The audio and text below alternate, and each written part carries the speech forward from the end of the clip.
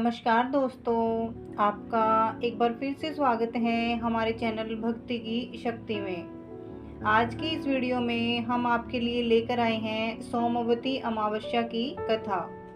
एक साहूकार के 7 बेटे, 7 बहू और एक बेटी थी।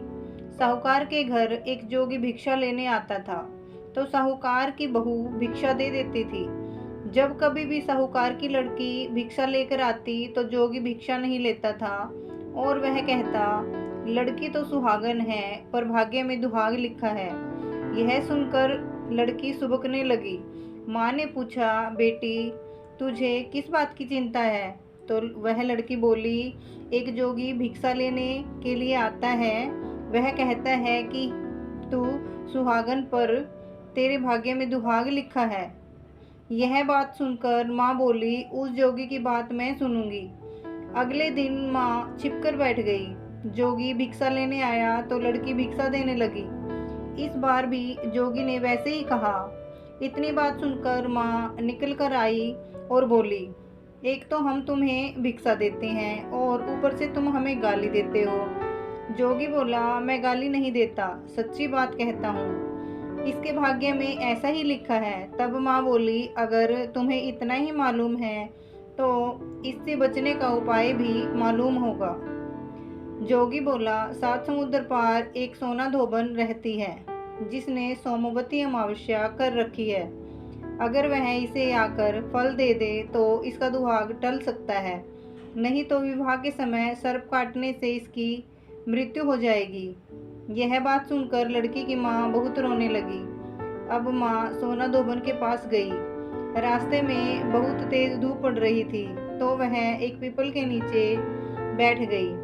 पेड़ पर गरुड़ पंखनी का बच्चा रहता था, जिसे सांप डसने आया तो साहूकारिनी ने सांप को मार डाला और बच्चे को बचा लिया। जब गरुड़ पंखनी आई तो सब जगह खून देखकर साहूकारनी को चोंच मारने लगी। साहूकारनी बोली, मैंने तो तेरा बच्चा बचाया है। अब गरुड़ पंखनी बोली, तूने मेरे बच्चे को बचाया है, सो कुछ मांग ले। साहूकारनी बोली, पहले वचन भरो। गरुड़ पंखनी बोली, मैं तुम्हें वचन देती हूँ। साहूकारनी बोली, मुझे 7 समुद्र पार सोना धोबन के घर छोड़ दो। अब गरुड़ पंखनी ने उसे सोना धोबन के घर छोड़ दिया। वहां जाकर साहूकारनी ने सोचा कि अब इसको कैसे मनाऊं। सोना धोबन के घर 7 बहुएं थी, जो कि घर का काम करने के लिए आपस में हर समय लड़ती झगड़ती थी। रात को जब सब सो जाते तो साहूकारनी सोना धोबन के घर जाती और उसका सारा काम कर देती तथा दिन निकलने से पहले ही चली जाती। अब सारी बहुएं आपस में सोचती थी कि सारे घर का काम कौन करता है, और वे आपस में एक दूसरे से कुछ नहीं पूछती थी।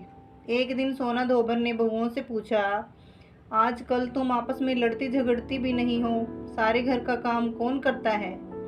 तब बहुएं बोली, काम तो हमको ही करना पड़ता है, लड़ाई करने से क्या फायदा।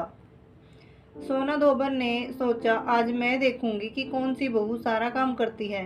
रात को उसने देखा कि एक औरत आई और घर का सारा काम करके जाने लगी। तो सोना धोबन ने पूछा, तुम कौन हो, तुम्हें क्या चाहिए? साहूकारनी बोली, पहले वचन भरो। तब सोना धोबन उसे वचन देती है। अब साहूकारनी बोली, मेरी बेटी के भाग्य में दुहाग लिखा है, सो तुम चलकर सुहाग दे दो, क्योंकि तुमने सोमवती अमावस्या कर रखी है। सोना धोबन अपने बहू बेटों से बोली, मैं तो इसके साथ जा रही हूँ। मेरे बाद तुम्हारे पिताजी मर जाएं तो उन्हें तेल के कूपे में डालकर रख देना। अब वह साहूकारनी के घर आ गई।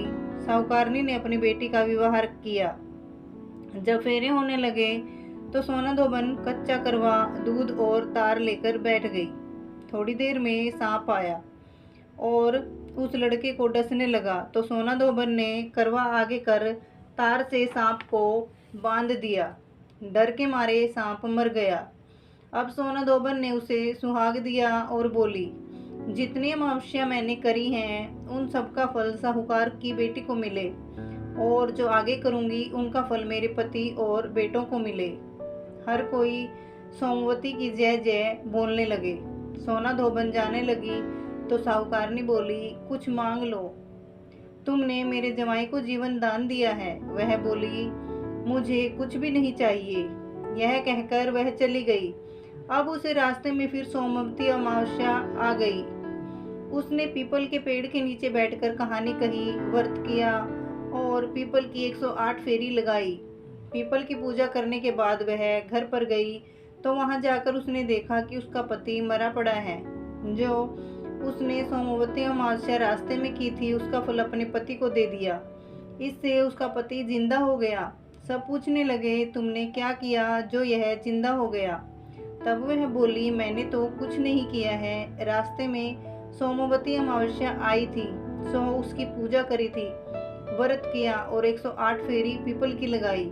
सारी नगरी में ढिंडोरा पिटवा दिया कि हर कोई सोमवती अमावस्या की पूजा करो, व्रत रखो, 108 फेरी पीपल की लगाओ।